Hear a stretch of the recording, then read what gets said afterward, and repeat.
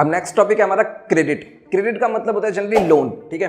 तो अब लोन लेने के आपके पास दो मेथड है, या तो आप फॉर्मल सेक्टर से लोन लो या आप इनफॉर्मल सेक्टर से लोन लो। अब पहले बात करते हैं हम फॉर्मल सेक्टर लोन। तो फॉर्मल आप बैंक से ले सकते हो, कोऑपरेटिव से ले सकते हो, लेकिन फॉर्मल जो लोन है ना वो इतनी इजीली आपको मिलेगा नहीं। इसमें बहुत सारा ना एक प्रोसेस होता है। क्या प्रोसेस होता है?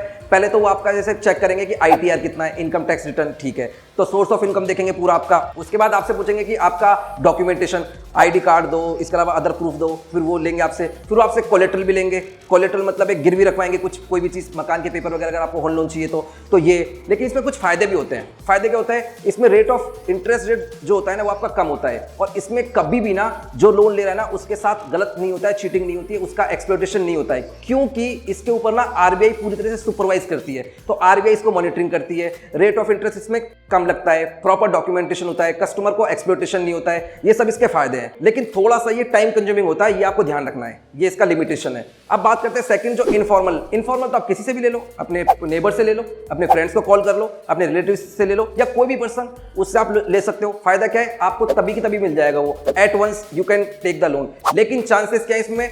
चांसेस चीटिंग के हैं, फ्रॉड के हैं, आपके साथ एक्सप्लॉइटेशन हो जाए, है ना, ये भी इसमें चांसेस है। रेट ऑफ इंटरेस्ट इसमें हाई मिलेगा, ये भी चांसेस है, और इसमें कोलेटरल की कोई रिक्वायरमेंट नहीं होती है, तो ये थोड़ा सा इसमें फायदा है, आपको इंस्टेंटली लोन मिल जाता है। लेकिन बस सबसे बड़ी बात है कि रेट ऑफ इंटरेस्ट हाई मिलता है ना, तो वो थोड़ा सा टफ पड़ता है आपके लिए, और इजीली आपको अवेलेबल हो जाता है। अब हम बात करेंगे कि हमको लोन लेना चाहिए कि नहीं लेना चाहिए। देखो, क्रेडिट एक ऐसी स्वॉर्ड है जो दोनों तरफ काटती है, तो इसके पॉजिटिव पार्ट भी है और एक नेगेटिव पार्ट भी है। तो आपकी बुक में पॉजिटिव पार्ट भी दे रखा है और एक नेगेटिव। तो पॉजिटिव क्या है? अगर आप लोन लेते हो ना तो इससे क्या है, आप अपना बिजनेस स्टार्ट कर सकते हो, फिर आप उस बिजनेस में मेहनत करो, मेहनत करोगे तो वो बिजनेस आपको प्रॉफिट देगा। जो प्रॉफिट आएगा उससे आप लोन की अपना जो इंस्टॉलमेंट है वो जमा करा दो, और आपका जो प्रॉफिट बचेगा उसके अलावा उससे आप अपना घर खर्च चला सकते हो या उसको सेव कर सकते हो। तो ये फायदा है कि लोन लेने से आपने अपनी फैक्ट्री वगैरह, इंडस्ट्री वगैरह चालू कर लिया, आपने खुद का कोई स्मॉल बिजनेस है वो स्टार्ट कर लिया। और लेकिन इसका नेगेटिव पार्ट क्या है? अगर आपने लोन लिया और लोन लेके आपने कोई काम किया और बाय चांस वो सक्सेसफुल नहीं हुआ, क्रॉप कोई उगाई और उसमें कीड़े वगैरह लग गए, इंसेक्ट लग गया और वो क्रॉप खराब हो गई,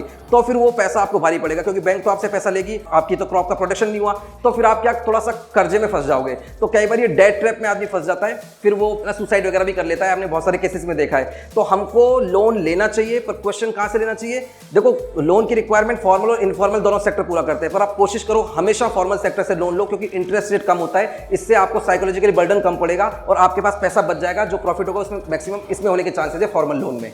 अब हम बात करेंगे टर्म्स ऑफ क्रेडिट। मतलब जब आप लोन लेने जाते हो तो कौन कौन सी टर्म्स आपको पूरी करनी पड़ेगी। टर्म्स मतलब कंडीशंस कौन कौन सी हैं। तो जैसे आपने लोन लिया हाउस लोन, तो आपसे पहले पूछेंगे बैंक वाले कि भैया हाउस लोन आपको कितने का चाहिए, हाउ मच, तो अमाउंट ऑफ लोन बताना पड़ेगा। आपने बोला मेरे को चाहिए 15 लाख रुपए, ठीक है, तो ये हो गया आपका अमाउंट। फिर वो आपको बताएगा कि इंटरेस्ट रेट हम लोग आपसे लेंगे 9%, आप रेडी हो? तो आप बोलोगे ठीक है मैं रेडी हूँ, तो ये इंटरेस्ट रेट हो गया। फिर वो बोलेंगे कितने साल का लोन करें सर आपका, तो आप बोलोगे 20 साल के लिए लोन कर दो, तो वो ये हो गया टेन्योर कि मेरे को 20 साल के लिए लोन चाहिए।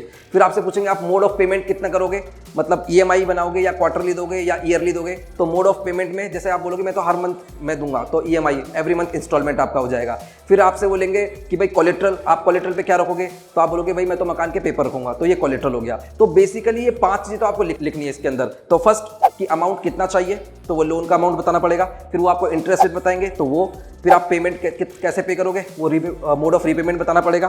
फिर आपको बताएंगे कोलेट्रल आप क्या जमा कर रहे हो ये, और जो अदर डॉक्यूमेंटेशन होते हैं वो आपको प्रॉपर देने। ये सब चीज़ें आपको टर्म्स ऑफ क्रेडिट में लिखनी है कि ये कंडीशन से क्रेडिट की।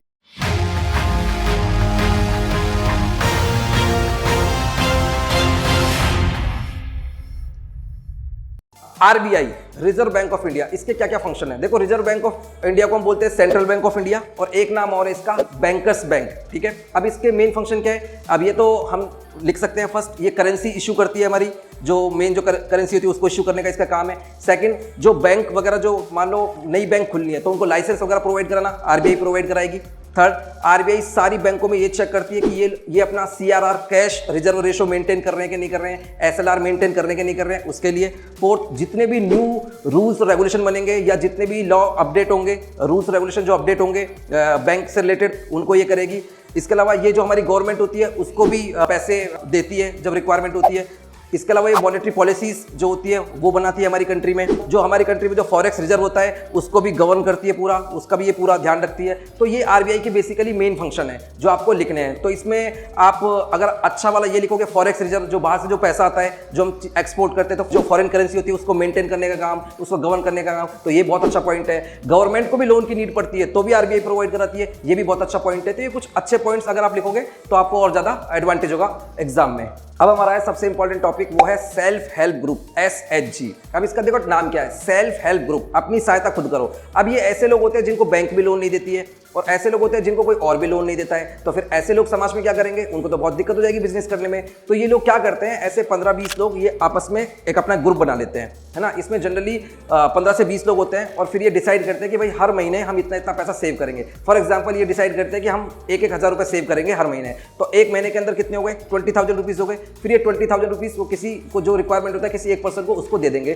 तो उसका काम चल जाएगा। अब इस केस में क्या फायदा हुआ, कोई बैंक की नीड नहीं है, कोई कोलेट्रल की नीड नहीं है, कोई डॉक्यूमेंटेशन की नीड नहीं है और अपना काम भी निकल गया। तो इस तरीके से हर महीने 1,000 रुपये उगाएंगे और एक को देते चलेंगे और अपनी सहायता खुद करेंगे। ये बहुत अच्छा कॉन्सेप्ट है। तो जिन एरियाज में बैंक अवेलेबल नहीं है और जिनके पास कैश अवेलेबल नहीं है तो वो इस तरह से अपनी सेविंग को पूल करके इस सिस्टम से बहुत ज़्यादा फायदा उठा सकते हैं। इससे गवर्नमेंट को भी बहुत फायदा होता है कि लोगों को जो छोटे मोटे लोन की रिक्वायरमेंट होती है वो आपस में पूरी कर लेते हैं। तो अपना कोई स्मॉल स्केल इंडस्ट्री स्टार्ट करना है, कोई छोटा बिजनेस स्टार्ट करना है तो एटलीस्ट एम्प्लॉयमेंट अपॉर्चुनिटी तो स्टार्ट हो जाती है सेल्फ हेल्प ग्रुप में। तो इसका फायदा है। अब जब ये ग्रुप 3 से 4-5 साल अच्छे से काम कर लेता है, ठीक है, तो इसके बाद क्या करते हैं, जब इनका एक नाम हो जाता है कि सारे मेंबर अच्छे हैं, ट्रस्टवर्दी हैं और रिलायबल हैं, इनके ऊपर कोई दिक्कत नहीं है, तो इस ग्रुप का एक नाम होने के बाद फिर यही लोग उस ग्रुप के नाम से बैंक से भी लोन ले सकते हैं। तो लेकिन बैंक तो कोलेट्रल के लिए पूछता है फिर, तो ये क्या करते हैं, जो इनकी सेविंग होती है ना, जो ये सेविंग करते हैं उस पैसे को एज अ कोलेट्रल वहाँ पे वो गिरवी रख देते हैं, जमा करा देते हैं और फिर बैंक से पैसा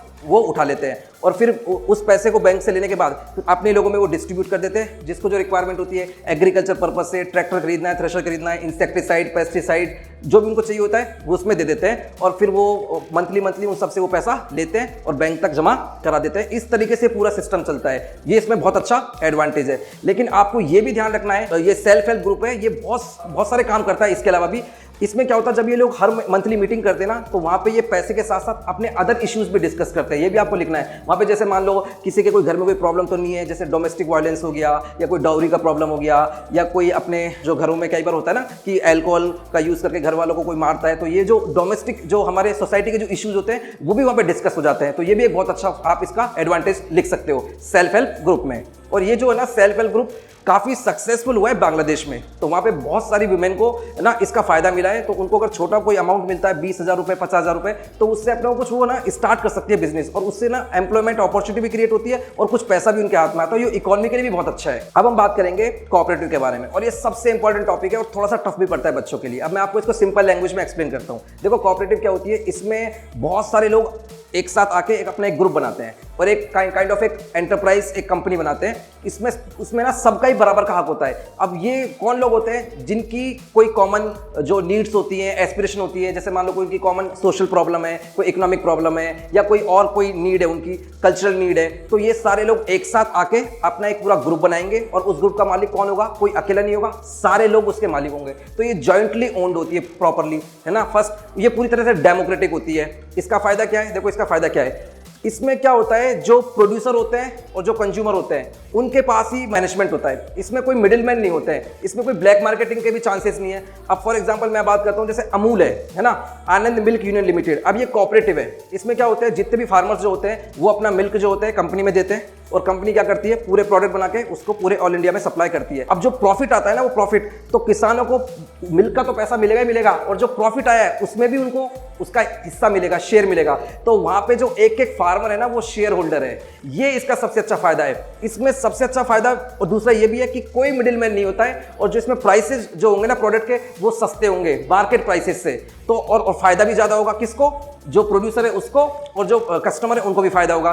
तो इस तरीके से ना इसको हम जो टर्मिनोलॉजी दी गई वो दी है कोऑपरेटिव। तो कोऑपरेटिव में आपको सबसे अच्छा फायदा ये लिखना है कि कोई ब्लैक मार्केटिंग नहीं है, एक दूसरे की हेल्प होती है। इसमें समाज के अंदर जो वीकर जो लोग हैं, वीकर सेक्शन के जो लोग हैं, जो बेचारे पढ़े लिखे नहीं है इतने, और जो स्मॉल प्रोड्यूसर है, उनको बहुत फायदा होता है। क्योंकि नहीं तो क्या होता है, अदरवाइज जो मिडिल मैन है ना, ये प्राइसेस को एक्सप्लॉइट करते हैं, ये ब्लैक मार्केटिंग करते हैं और खुद फायदा उठाते हैं। लेकिन जब से कोई भी चीज़ अगर कोऑपरेटिव में आएगी ना, उसमें फायदा सिर्फ किसको मिलेगा, जो प्रोड्यूसर है उसको, और या जो माल खरीद रहा है उसको मिलेगा। तो ये सबसे अच्छा फायदा है कोऑपरेटिव का, और इसमें आप अमूल का बेस्ट एग्जांपल दे सकते हो। तो जॉइंट ओन्ड है, सब मालिक होते हैं, पूरी तरह डेमोक्रेटिक होती है, कोई करप्शन नहीं होता है, किसी का कोई एक आदमी ओनर नहीं होता है, सब उसके रिस्पॉन्सिबल होते हैं, सब उसमें मेहनत करते हैं, सबको अपना प्रॉफिट मिलेगा, सबको अपना शेयर मिलेगा, और अमूल इसका बेस्ट एग्जाम्पल है। ठीक है, और इसमें वीकर जो सेक्शन के लोग हैं, जो स्मॉल प्रोड्यूसर है,